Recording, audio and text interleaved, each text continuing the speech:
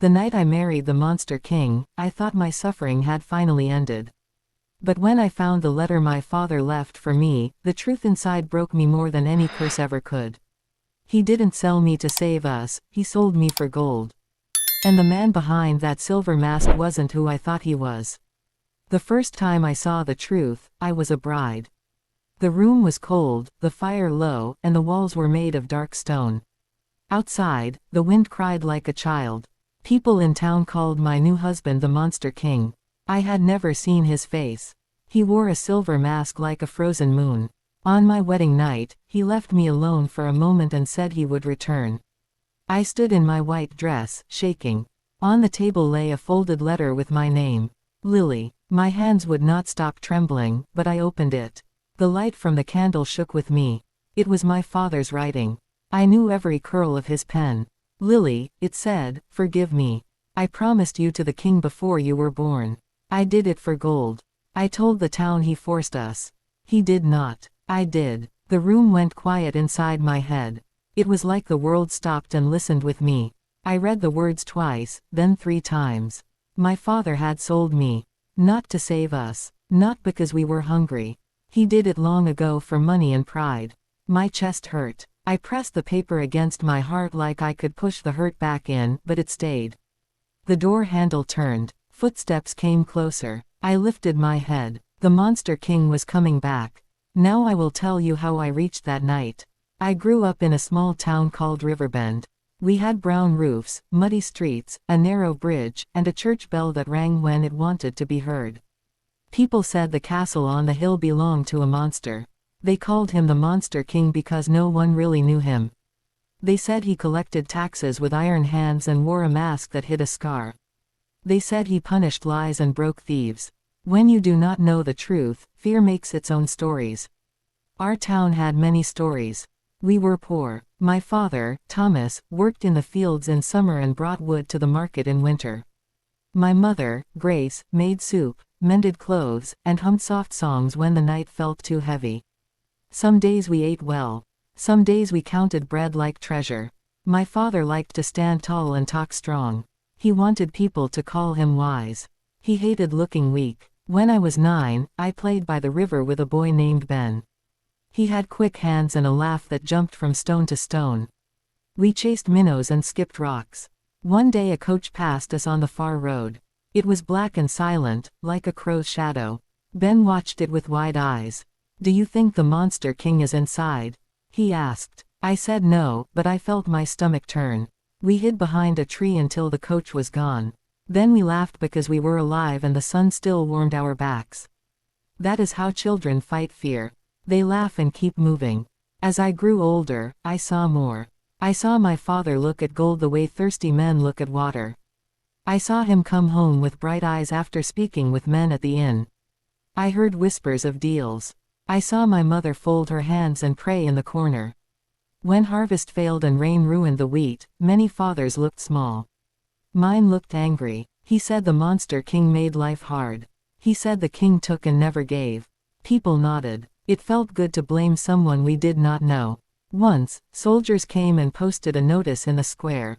The paper said the king would forgive some taxes if the town helped repair the old bridge. People cheered, then grumbled, then forgot. It is easy to forget kindness when you repeat stories of fear every day. I kept playing by the river. I learned to bake bread and carry water. I learned to keep quiet when my father's voice grew loud. He loved us, I thought, just not in the soft way. He loved in a hard, proud way that could hurt. When I turned 16, my father began to watch me like I was a thing that could be counted. He studied my hands, my hair, my steps. He told my mother to make me a better dress. He told me to stand straight when we went to market. People started to whisper, and the whispers wore sharp shoes. One autumn, a rich trader came through Riverbend. He set out bright cloth and sweet candies. He smiled at my father and weighed coins in his palm.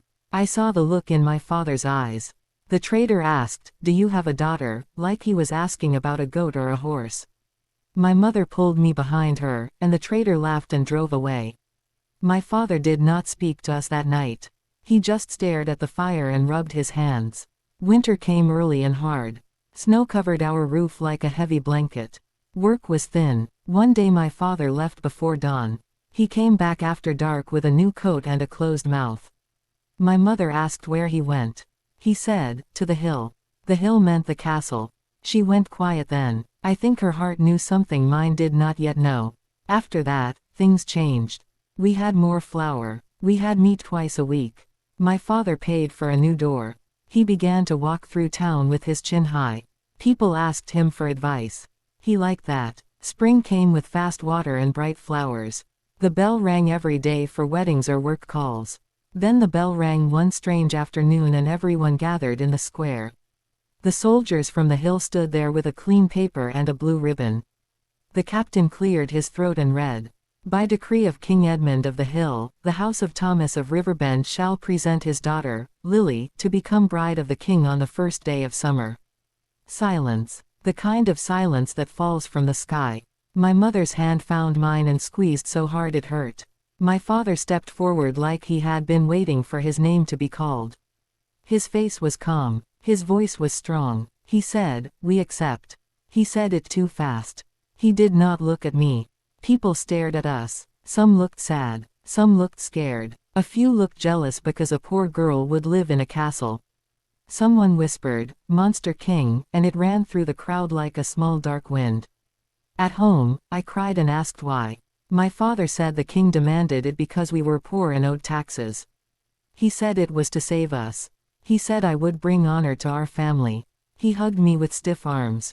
My mother cried quietly and stroked my hair. That night I did not sleep.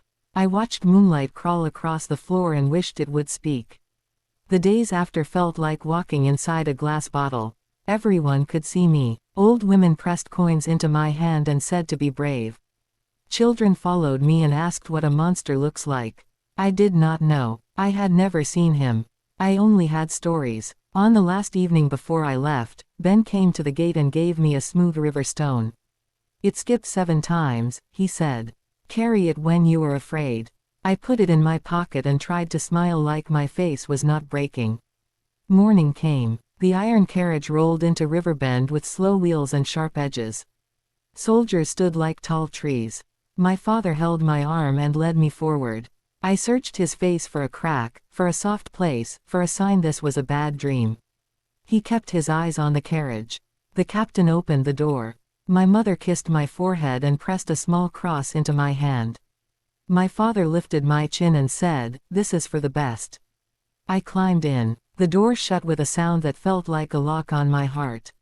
The carriage lurched. The town slid away. The road climbed. The castle grew larger with every turn. As we reached the gate, I saw a thin figure in a silver mask waiting in the courtyard. My new husband. The Monster King. The carriage stopped. The door opened. I stepped out on shaking legs and looked up at the masked face that would share my life. And far above us, in a high window of the castle, a shadow moved and then vanished, as if someone there knew a secret that I did not. The captain bowed and said, "Welcome, my queen." Then a rider galloped in from the back road, waving a torn paper and shouting, "Stop. The king must see this at once." The paper had my father's seal. The messenger's voice echoed through the courtyard. The guards froze, the horses neighed, and the wind carried the smell of rain. I stood still, my heart beating like a drum inside my chest.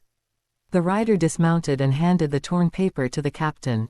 The Monster King turned slightly, the silver mask catching the last light of the evening. The captain read the letter, frowned, and handed it to him. The king's gloved hand trembled for just a moment, then steadied. His voice was deep and calm when he spoke.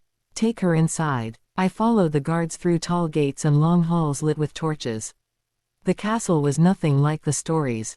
It was not full of bones or screams. It was quiet, heavy, and lonely.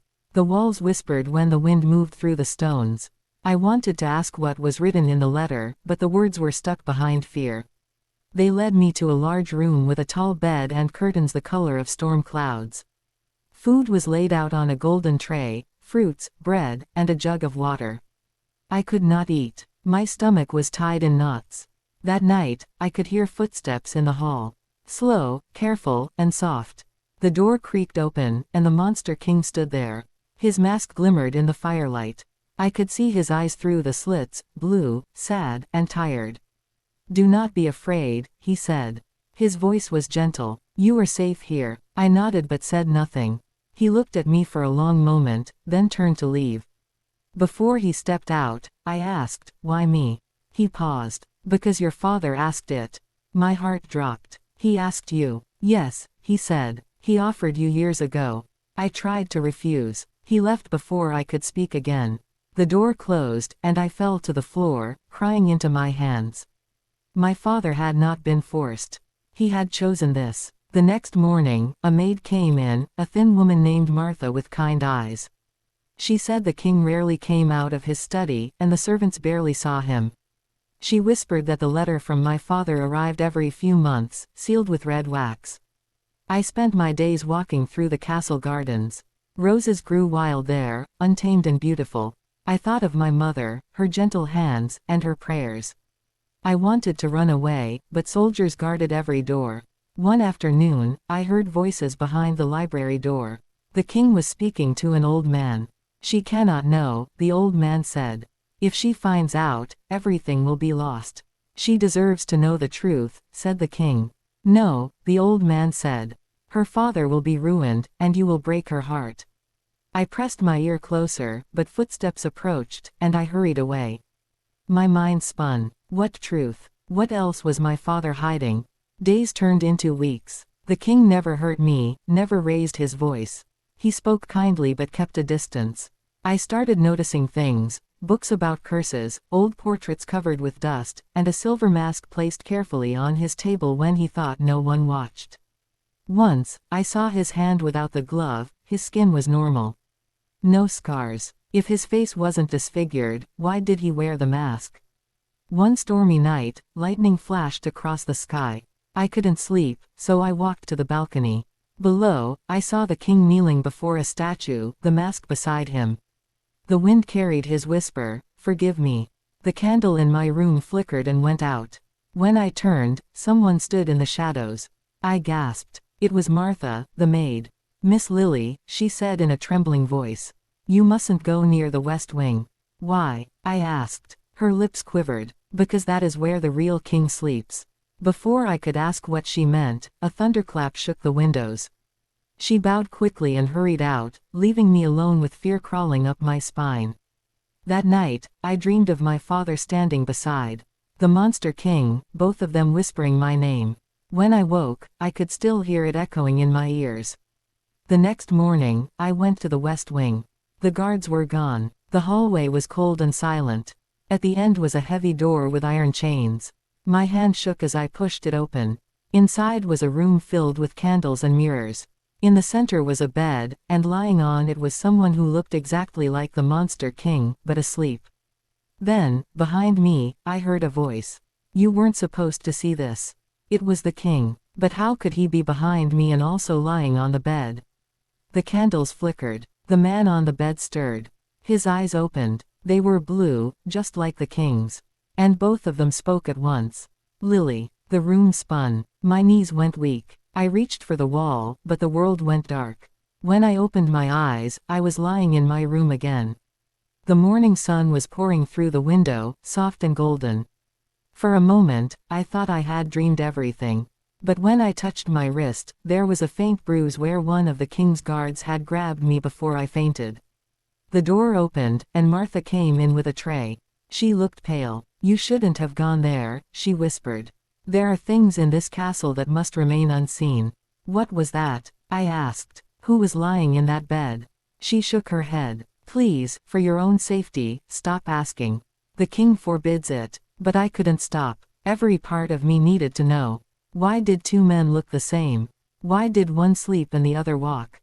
That afternoon, I hid in the corridor near the king's study. When the guards left, I slipped inside. On his desk were letters, many of them with my father's seal. I opened one. My breath caught. It read, "To His Majesty, I have kept the promise. The girl believes she was sold for poverty. She does not know the truth about the twin. Once she is wed, you must do what we agreed, Thomas." My hands shook. The twin. There were two kings. Suddenly, the door slammed behind me. The Monster King stood there, mask glinting in the dim light. "You shouldn't have read that," he said quietly. "What truth are you hiding from me?" I asked. He walked closer. "If you know it, you will never forgive your father, or me." "Tell me," I whispered. He sighed and took off his mask. My breath caught in my throat. His face was perfect. No scars, no marks. He looked human, kind even. "The one sleeping in the West Wing," he said, "is my brother. The real king. Your father promised you to me, to save my brother's life." I stepped back, confusion filling my chest. Save him? How? Before he could answer, the door burst open. A soldier stumbled in, covered in sweat.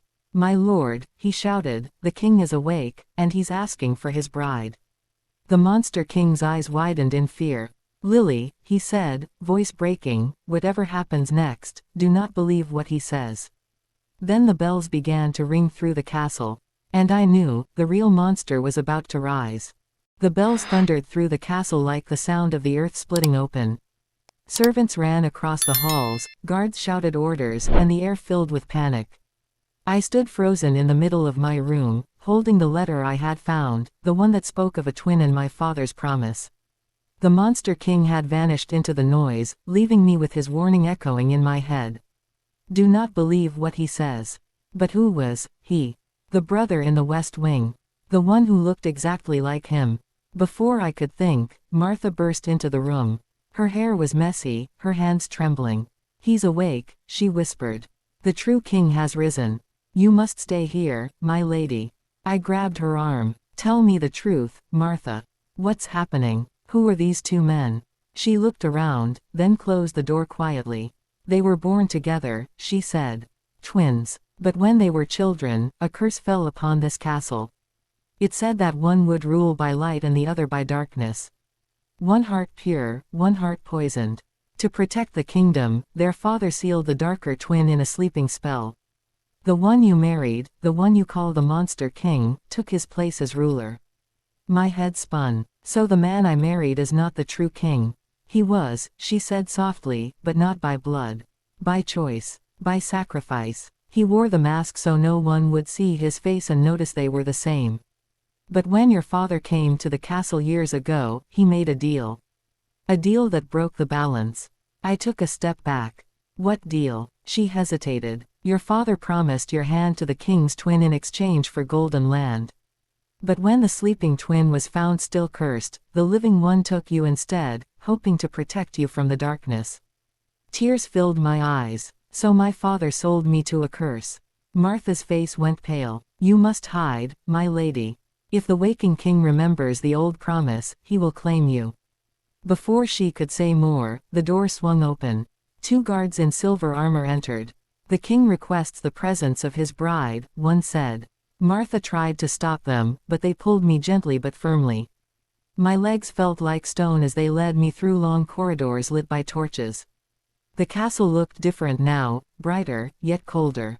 Every flame flickered higher, and every shadow seemed alive. They stopped before the grand hall. The doors opened, and I saw him. The man on the throne looked just like the Monster King, but his eyes were golden, not blue.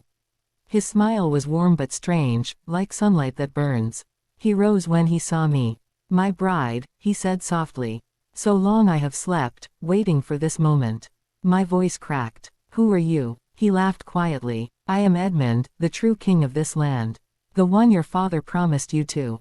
My heart pounded. "You're lying. I'm already married." He stepped closer, and I could feel the air grow heavy. "You were married to my brother," he said. "He was never meant to rule. He was meant to protect me. But he took what was mine." I shook my head. "He saved me. Saved you." The golden eyes flashed with anger. "He used you, child. He hid the truth so you would love him." I stepped back. "That's not true." "Oh, it is," he said, circling me slowly. "Your father came here begging for wealth. He promised you to me as part of the blood pact that could lift my curse. A bride pure of heart.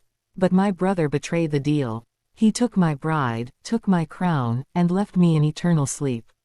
Until now." I trembled. "What do you want from me?"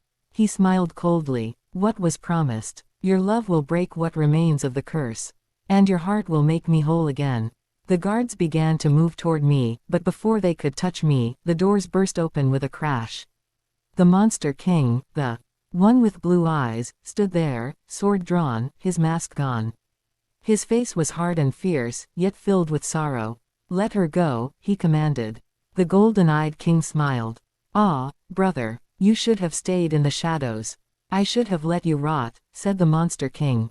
"But she deserves the truth." "Then tell her," the golden-eyed king mocked. "Tell her how you deceived her. Tell her how you used her love to hide your guilt." My voice shook. "What is he talking about?" The Monster King turned to me, his eyes full of pain. "Lily, listen. I took you to protect you. If he had woken before you came, he would have destroyed the town, your father, your mother, everyone. The curse demanded a bride of pure heart, and your father sold her to both of us," finished the golden-eyed king, his laughter sharp and cruel. "And you thought you could save her by pretending to be me. How noble." I looked between them, my chest tight with fear and anger. "Both of you lied to me." The Monster King's voice softened. "I lied to protect you." The golden-eyed king raised his hand. The torches flared, and shadows crawled up the walls like living things. "And I will lie to keep what's mine." Suddenly, the floor trembled. The mirrors shattered. The ceiling cracked open. I screamed as the golden-eyed king's power filled the room, and the Monster King pulled me close, shielding me from falling stones. "Run," he said. "I can't," I cried. He looked into my eyes, desperate. "If he binds you tonight, you'll be lost forever. Please, Lily, trust me just once more." Then, with a roar, the golden-eyed king raised his arm, and a ring of fire surrounded us both. The Monster King turned, holding me tightly. "Forgive me," he whispered. And before I could answer, he stepped into the fire. The world burst into red light. When I opened my eyes, I was lying by the river in my old town. The castle was gone. My wedding ring had turned black. And far across the misty hills, thunder still echoed, like two voices trapped in battle. When I woke, dawn was just beginning to touch the hills. The sky was painted with soft gold, and the river beside me glistened like glass. My white dress was torn and covered in ash. I sat up slowly, coughing, and looked around. The castle was gone, not even a stone remained. Only silence stretched where its towers once touched the clouds. For a moment, I thought I had dreamed everything. The Monster King, his brother, the curse, all of it. But when I looked at my hand, the ring was still there, blackened and cracked like burnt wood. I touched it, and a faint warmth pulsed beneath my skin, like a heartbeat that wasn't mine. Then I heard a voice behind me. "Lily." I turned. My heart stopped. It was my father. He stood by the trees, his hair grayer, his eyes hollow. He looked thinner than I remembered, as if the truth had eaten pieces of him away. "Father," I whispered. He took a shaky step toward me. "I came as soon as I heard. The castle, the kings, they're gone." I stared at him. "You knew this would happen. You made a deal with them." He closed his eyes, tears slipping down his face. "I thought I could save us. I thought giving you would end the curse. The king promised gold, safety, a future for our town. But I didn't know there were two of them. I didn't know they were both cursed. You didn't ask." My voice broke, the pain rising like fire in my chest. "You never asked what I wanted. You sold me." He fell to his knees. "I am sorry, Lily. I wanted to protect our name, our home. When your mother fell ill, I was desperate. I thought. You thought your daughter was a coin to trade," I said quietly. The wind moved through the trees, whispering like the voices of the past. My father began to sob, his hands covering his face. I felt no anger then, only an empty ache where love used to be. Something glimmered in the grass beside me, a small silver mask, cracked down the middle. I picked it up carefully.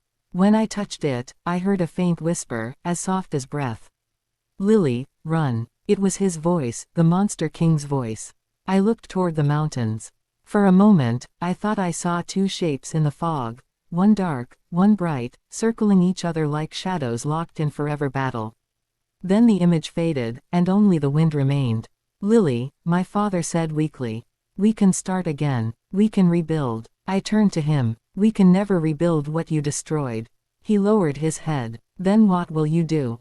I looked at the river, calm, endless, always flowing forward. I'll find the truth, I said softly. If he's alive, I'll bring him back. And if he's gone, I'll make sure his story isn't forgotten. I stood, brushed the dust from my dress, and walked away. The forest opened before me, the birds calling faintly through the morning air. Behind me, the ruins of my past crumbled into silence. Days turned into weeks. I wandered from village to village, asking about the castle, about the brothers, about the fire that split the sky. Most people shook their heads. Some whispered that the monster king had taken his curse and vanished into the sea. Others said the golden-eyed king ruled the underworld now, waiting for his bride to return. But one night, when I camped by the river, I heard it again, that same whisper on the wind. Lily. I followed the sound down to the water.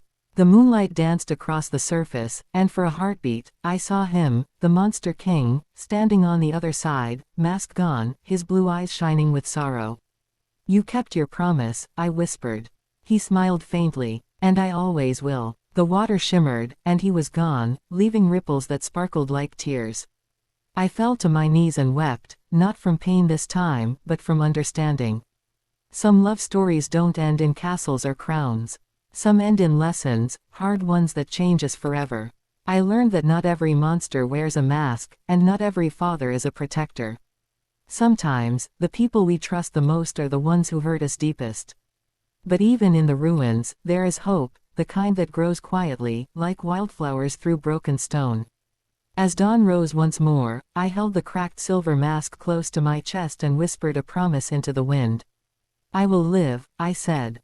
And I will remember. Then I walked on, barefoot, toward the rising sun, no longer a souled daughter, no longer a frightened bride, but a woman who had survived monsters, curses, and lies, and found her own strength in the ashes of love. And far away, in the echo of the hills, a deep, familiar voice whispered once more.